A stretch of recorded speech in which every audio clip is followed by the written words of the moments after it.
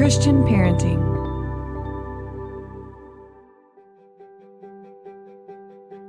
Hello and welcome to the Growing Connected podcast. My name is Amy Ulrich and I'm here with my husband Jeffrey Ulrich.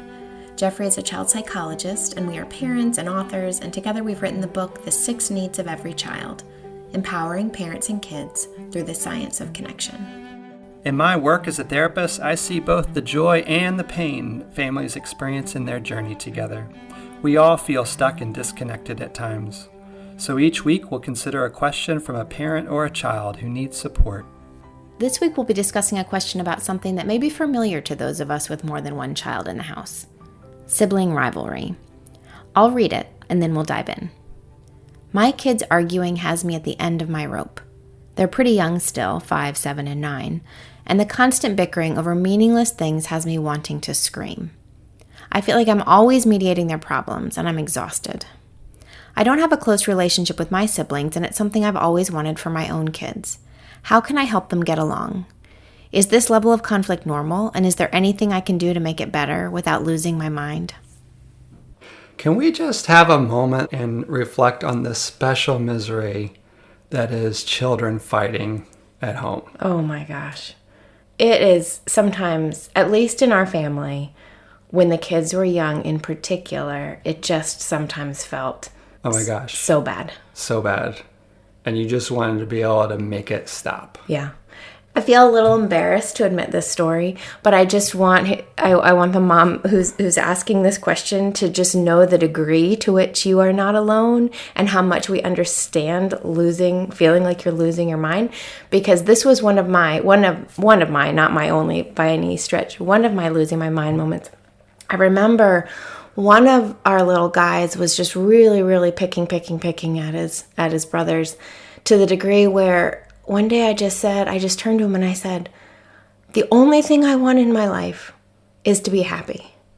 And you are keeping me from being happy." Now let me tell anyone who's listening, that is not the thing to say. I do not recommend it. I think, please never think that's a good option. But it's like, you actually can't believe that your life has come to this. All these little fights over little things. Who has the spoon? Who got more of a piece of bread than the other one? Who hit who first and hardest? Yeah, it's a lot. It's a whole lot. So the first point of all of this is just to recognize this is normal. Like, this is what humans do, particularly at a certain age, when you're really just concerned with yourself and how things are going with you, and you don't have a whole lot of power, and you want things to be made right and made right now. And so what do? You go to mom and dad, fix this for me. Right, made right on your own behalf. Yeah, that's right. So, but here's the thing, right? Like, for millennia, children have been bickering, fighting, and they come through it. It doesn't scar them for the rest of their life. That's right. Conflict is a normal and a healthy part of life.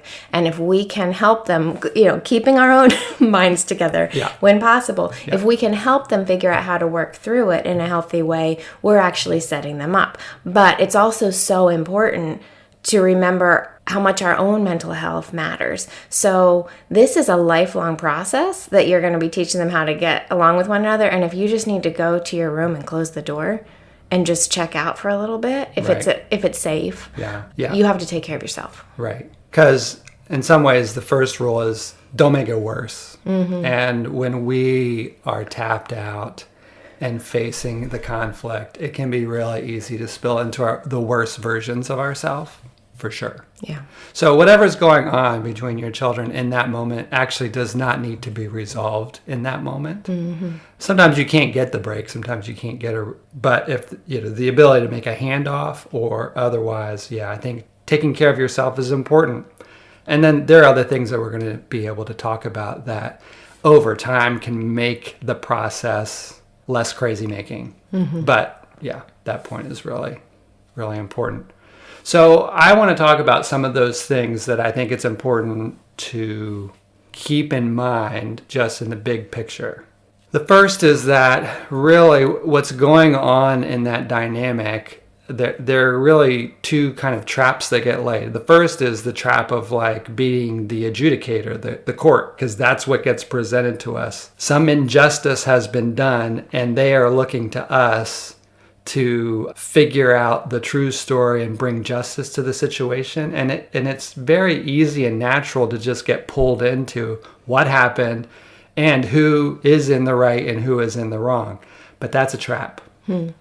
And it's important to recognize in what ways it is a trap, because you may do that and you may come, let's say you think you've come to the right, you've figured things out, and really it was the one kid wronging the other kid, and you feel like whatever the punishment is appropriate. That may all be right in some like justice sense, but at the end of the day, what you've taught your kids is go to court. And now that habit, that process of getting mom or dad to rule in my favor becomes a default position. And now you're adjudicating all the fights, and you won't always be able to figure out what's really going on. And what your children are missing out in that process is the ability to hear one another and solve their own problems. And so that's really what we want to target in this whole idea of sibling conflicts. How do I help my own children navigate the process of conflict and relationship without somebody else just coming in and ruling, solving it for them?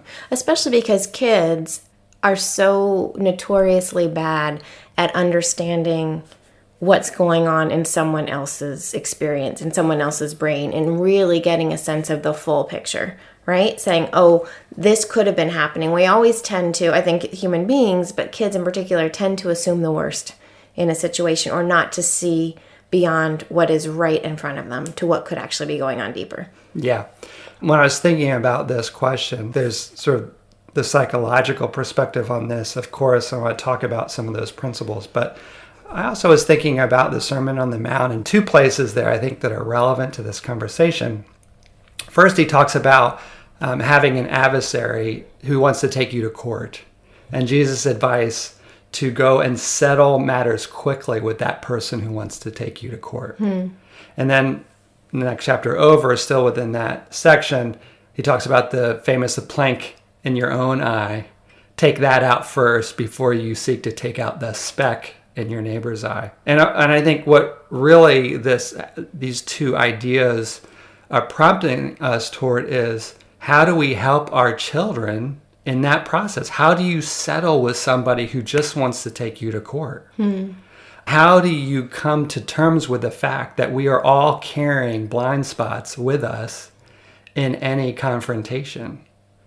Now, he doesn't lay that out for us really in like a manualized sort of way. Here's parents what you should do. But as a psychologist and as a person of faith, I look at those and go, oh, the research does tell us some things about how you get to that place, how you settle things with someone who just wants to take you to court. Right, and you don't learn how to do that. I mean, we as parents have this unique opportunity to shape and teach our kids how to do this. And we're seeing now, on a global scale, how much it matters that we learn how to enter into other people's experiences and understand them. Because the human default in that context is really about who has the power and how do I exercise power over my adversary. Like, that's where our default position.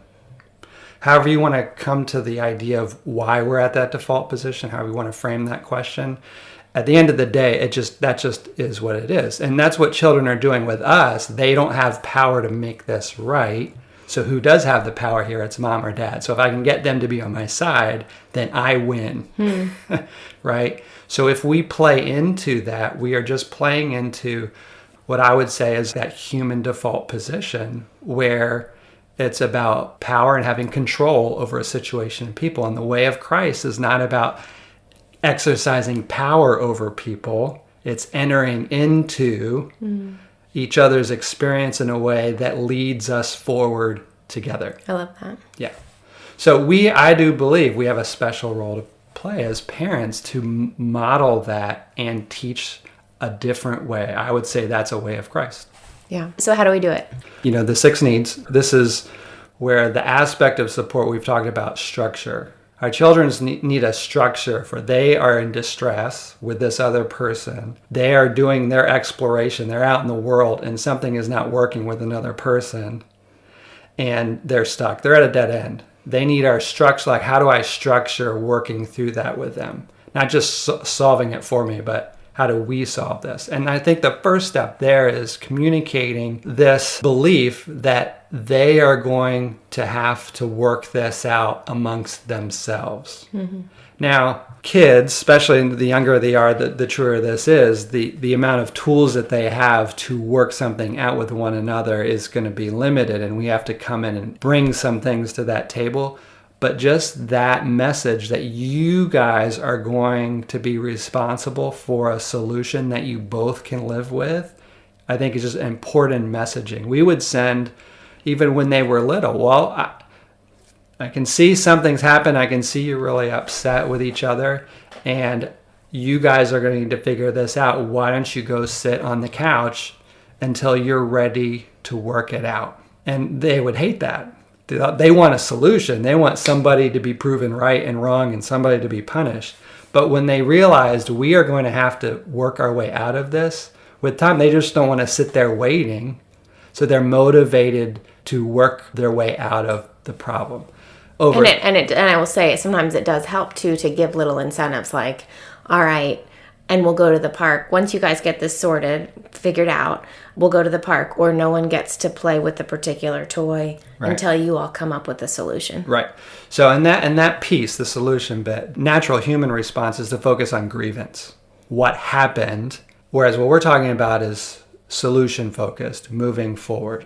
And the thing is, most conflict in human relationships doesn't emerge spontaneously out of the blue. There's almost always a story and narrative, pieces that build on one another till you get to the point where somebody has hit the other person, right? There's almost always two sides to a conflict. So part of the structure is beginning to help our children see that bigger picture. We've talked about mentalizing and mapping out our worlds and the worlds of other people, what they're thinking and feeling and experiencing, as well as what I can see you are thinking and feeling and experiencing. Because that's such an important point. Let's sit there for a second. So mentalizing, could you just talk a little bit more about that? What it is? Yeah, it's a process, like a mental process of learning to connect dots. Now the question is, what are the dots that connect? I may or may not know what all the dots are. Usually I don't. I may just have one or two dots, but that process of getting them to think about more than just the little tiny thing right in front of them that was so offensive. Right. And I think we just really need to grab hold of an understanding of how limited their scope and understanding is. And that even though we don't have all the answers and we don't know it all either, we can really empower them and equip them as they move forward to start wondering if we offer suggestions. And especially if suggestions that they don't have to be right. Do you think your brother's feelings were hurt because he was left out when you played with your friend and he wasn't allowed to play with you? Or do you think that maybe your sister hit you because she's jealous because you just got all those presents for your birthday, and it's sometimes hard when you see someone else get a lot of things and you don't get them? That doesn't excuse the hit. Right. But at the same time, it's getting them to wonder a little bit more about something that they're not naturally able to wonder about on their own. And that's a skill that they will gradually over time learn to do themselves, but you have to start introducing it to them. Yeah. And usually when you start to do that, the person who is being given this new information will then offer new information. Well, he's been doing this and that and this other thing that you haven't seen, Mom or Dad. And I might go, well, that's a good point. And I might turn to the other kid. So were you aware that your brother has been feeling this way or noticing these things that you've done? Yeah. And you can take it then further, saying, have you ever felt that way? Have you ever had an experience where that was something that you felt as well? And then all of a sudden you're inviting them to not only understand someone else's point of view, but actually step into it, enter into it. Right. So we help them practice having a bigger picture of how conflict emerges in relationships by pulling in different pieces of our interactions with one another that when you're little, you don't pay attention to in real time. As we get older, we hold on to those things. We're carrying them around. We're thinking about what happened last week. But kids generally are not. It's only when you bring it up that they go, oh yeah, that's right. I'm still mad about that. But the question is, at that point, they have information to have a broader view of how they got to this point. I still want them to grapple with what to do with that information. And this can be tricky too, depending on the nature of your siblings' relationships with each other. Some siblings have had a lot of really hard pain between each other, and maybe one little interaction isn't going to help them move forward. And this is where I think something you've done with our kids has really been beneficial in terms of once our boys have had this more broader information about, oh, what's been going on for us, you've really paid attention to and at other aspects of their relationship, emphasizing what we appreciate about each other, what we love about each other. Because if you have the bigger picture is, I love my brother and he loves me, then this information becomes something I want to make right and work my way through. But if that background of we love each other, we believe in each other, we value each other hasn't been there, then it's going to be harder for our kids to get unstuck. Right. That has been a very conscious decision that I've made from the beginning when they were very little, was to create this team feeling, whether it be gathering around family meals or retelling funny stories, or if one of them had something really hard happen to them at school, ask the other one, have you ever felt that way? How did you handle it? And something that I think has been pretty beneficial to all of us is also say, I want us all tonight or in a couple of days, we're going to all say things that we appreciate about each other. And I want you to think about, and this is particularly important when things are not going well, I want you to think about things that you appreciate about your sibling. And then I want your sibling to hear you say that to them. And I would typically do that. I would take them aside separately to say, okay, on Friday night, we're going to share things that we really love and appreciate about each other. So give them some time, and then you can help coach them through ahead of time. But there is something about hearing someone, especially maybe you've been feeling hurt by that person or misunderstood, saying, well, hey, you're a really funny guy, or hey, sometimes kids really do grasp at straws, but especially the littler they are, they don't really mind. They just like hearing things good about themselves. It does lift us out of this state of constant conflict and more of, oh, okay, we love each other even though things do feel hard. Right. And something that points to from a research perspective is what we call directed attention. So we tend to feed off what we attend to in our minds. And when we do have grievances that are either unresolved or they were resolved in a way we didn't like, so I didn't win the court decision, we ruminate. We just think about that grievance and how it was unfair. Unfortunately, that's a human characteristic to focus on the negative. That's actually normal. It's adaptive for reasons we don't need to get into. But it requires a counterweight. And what you especially helped our family with is the counterweight of we are going to attend also to what is good. Not to negate what's been hard, but to recognize there's more to the story of us than how we hurt each other. Because the fact of the matter is, we are going to hurt each other. We are going to have conflict. We need to normalize that. But that's not all there is to our relationship. There's also the joy and the ways we've stood up for each other, the ways we've made each other feel lighter. And we will not tend to reflect on that. We don't ruminate on that. So it is a practice. It's a mindfulness practice that's very important to say, what do I value? What am I grateful for? And kids eat it up, like you're talking about. Like listeners may have kids, like kids will have siblings who are especially early age just in the same room, and I remember a story of one client telling me about how they would sit with one of their kids on their bed, talk about what they're day and do just what you did. Tell me about something your brother did today that you're grateful for. And it meant so much to their relationship to just sit and hear what that other person is saying about them. That's positive. I mean, in all human relationships, overhearing someone else saying something good about us really matters. It really does. It really makes a difference. And I think, to go back to the exhaustion, to take yourself out of the role of judge and jury, know that these things might not get easier today, tomorrow, next month, but over time, as you reflect back to your kids, give them opportunities to celebrate each other, things will start to get better. So then think about, how can you take care of yourself in the middle of it? I found when the kids were really little, there were a couple groups that we loved to listen to, and I would just put the music on while I was making dinner. That was a hard time, tend to be a difficult time while making dinner. But I found that if I could just play music in the downstairs, and somehow it just brought a level of calm, they would all listen to it, and it was better. Or when things got, I remember when things got really bad and I just was at the end of my rope, when they were little, I'd actually say, there's nothing to do here but pray. And I'd gather us in this little circle on the floor, and we would pray that Jesus would please come and help us work out our differences. I mean, there are things that you do when you actually do feel like, I am at the end of my rope. Yeah. But it's okay. All I'm saying is it's okay to be at the end. That's right. Of my rope. And now that the kids are teenagers, they still go back and forth with each other, but I've learned to be more at peace with their communication style. We've all learned how much we love each other. Mm-hmm. So it is just a growing into relationship and understanding of who we are, and releasing this idea that some days are going to be hard, but over time it gets a lot better. Yeah.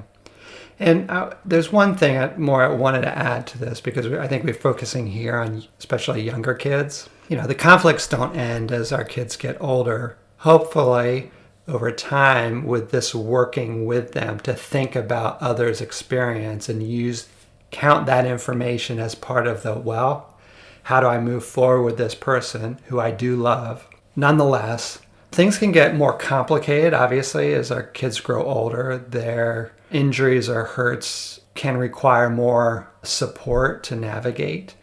How do you move forward? Whereas when kids are little, they tend to be just kind of like reactive in the moment sort of things. And in some ways, they can move on easier.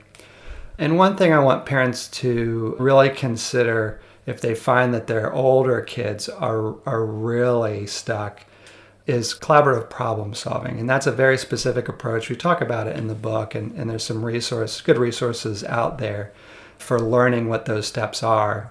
But I want to take the time here to say, what it really focuses is on helping your kids focus on what it is they need in their relationship with their sibling. What need is not being met from their perspective within that relationship. And let each person talk about what their focus is. Like, what am I needing here? It expands on that idea of helping our kids think through their own thoughts and feelings and needs, and how that is affecting their relationships. And then and that added information helps them come to some peace or some solutions that meet in the middle of whatever those needs are. It's not necessarily natural for us to go straight to, look, clearly, this is what I'm just needing from you right now. We focus on the grievance. Why did you do that? You shouldn't have done this. And then we defend, and that's just a dead-end street. Yeah. And I think one other thing that is important to say is sometimes some of our biggest hurts do happen within the walls of our home, within our families. There can be things that we don't know are happening between our kids, and it's very important, if it seems like there's something going on, or even if it's not, taking time to talk one-on-one with our kids and making sure that each one of them individually knows that you are a safe place for them to share is important. Taking a walk with them, sitting down on their beds in the night. Is there anything that you need me to? I know I've noticed that it's been pretty hard with your brother or your sister lately. Is there anything that you want to talk about with me? And I'm safe. I can hear it. I do think that it's important that we as parents open ourselves up to really understanding our kids' experiences in that way, even when it's hard. Yeah, I think at the beginning of our talk today, I'd mentioned that there are two traps. The one I think that is more familiar to most parents is the trap of getting pulled into adjudicating every disagreement and hurt. The other trap is in the other direction, which is it's just kid stuff. They'll get over it. And that leaves a power vacuum.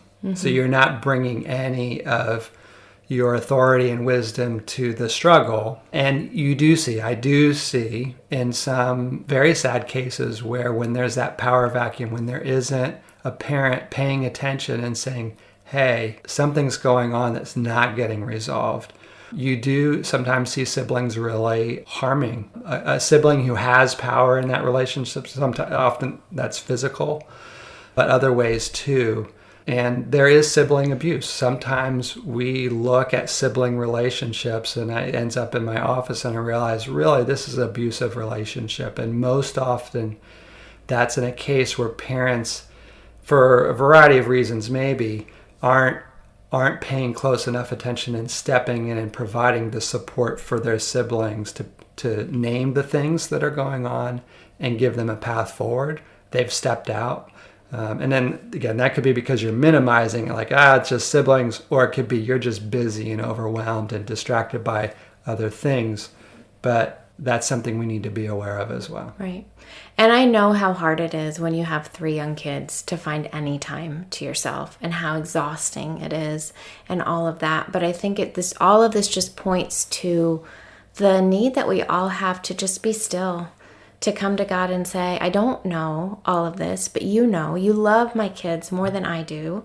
You know them more completely than I do. So please enter into this relationship that I have with them and you have with them and they have with each other, and just really asking for guidance and believing that love is present there with you and can show you a way forward no matter what's happening. Amen. We want this time together to be a place where we can consider hard things and also share moments of joy. In our book, we talk about God moments, times when parents and kids have experienced God's love and presence carrying them through in very specific and sometimes inexplicable ways.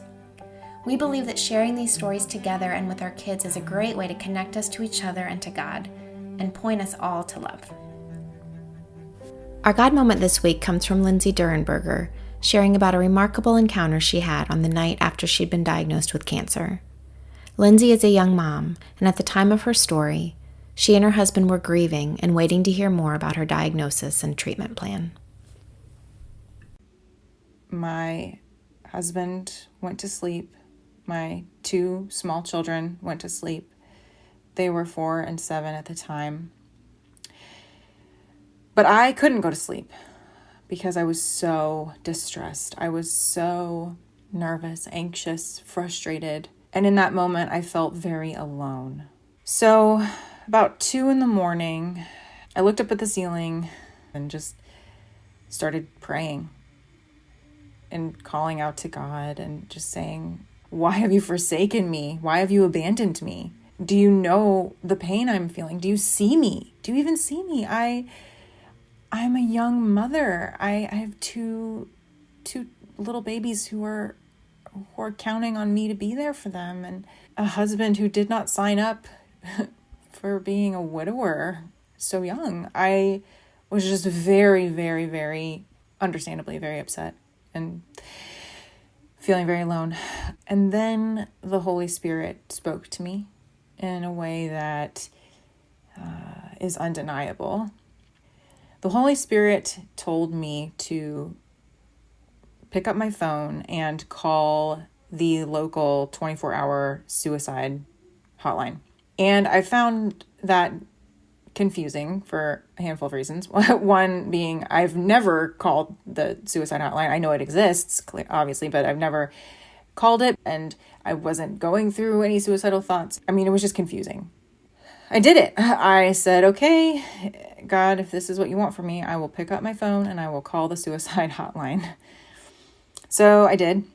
And when the lovely volunteer answered, she introduced herself. She said her name was Catherine.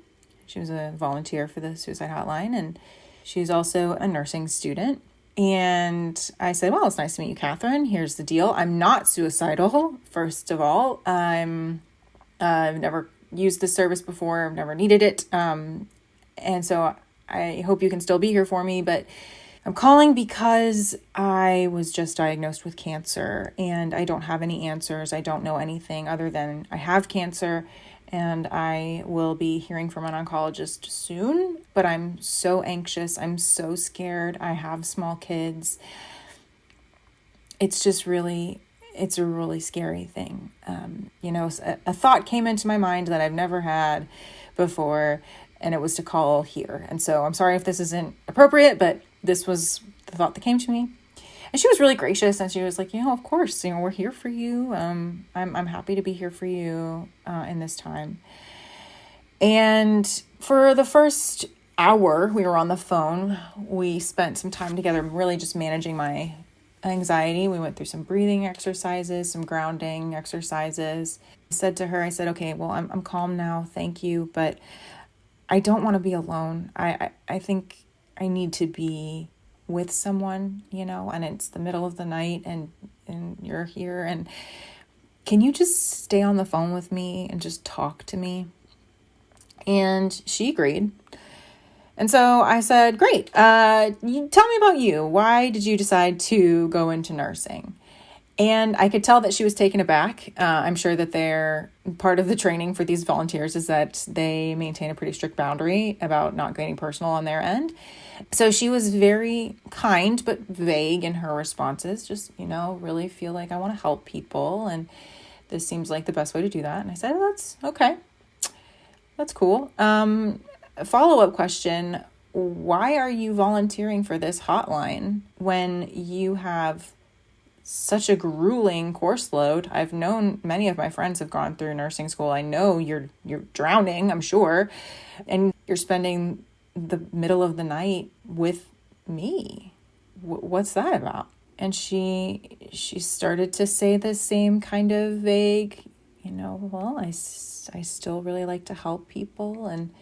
But then she stopped herself and let her guard down. And she said, okay, do you want the real answer of why I'm going into nursing, why I'm doing this? And I said, yes, of course. That's why I asked. I would love to hear the real answer. And she said, the reason that I'm doing this is because when I was a child, I was diagnosed with a very rare and aggressive pediatric cancer. And when I was in treatment for cancer, all of the caregivers, the nurses, the doctors, the social workers, everybody around me was so kind and helpful and got me through it. And so when I came out on the other side, I decided that I wanted to pay it forward. I wanted to be this for someone else. And she said, and also I am a person of faith. So I don't think it's an accident that you called tonight. And I was the one who answered. And in that moment, there was this relief of, oh God, you are listening. You are here with me. You didn't abandon me. And so then we spent the next hour talking very candidly about the realities of cancer and treatment and chemotherapy and radiation and surgery. And she gave me my mantra that I hung on to the entire time I was in treatment. She said, this diagnosis that you got, it's your next step towards remission. That's what it is. Your life is not over. And fast forward to now, it is November 2020, and I am officially in remission. I just had CT scans actually just a few days ago that came back completely clear. And for the next 5 years, I will be scanned very regularly to make sure that I'm in the clear. But it meant everything to me, and it still means everything to me. And in those moments that I get, because they still happen, when I'm in the waiting room for follow-up with my oncologist, or I'm at the imaging center getting ready to get another scan, and I start to panic and I start to feel alone and I start to feel unseen, I remember Catherine. I remember that moment, that night, that weekend that I was diagnosed, and I am comforted by the reality that God is with me. We've heard of and experienced many moments like this over the years. God moments when unexpected love and wisdom enter in to transform even our toughest experiences. Now, these moments don't fix every problem or make all our pain go away, but we found them to be tangible reminders of God's love for us. We know this same love is present for you too. Even if, and sometimes especially if, you're struggling and everything feels like a mess, we believe love is there with you to help carry you through. If you have a question to ask or a moment like this you'd like to share, please visit our website at growingconnected.com and click on the podcast link to send it in to us. We're also creating a private community page on our site, so if you'd like to join the conversation about the question we shared today and other issues parents are facing, visit the community link on growingconnected.com to join us. And now, may the peace of God, which transcends all understanding, find you and hold you today. May you be strengthened and encouraged in ways that surprise you, and may you and your family experience moments of joy. We're glad you've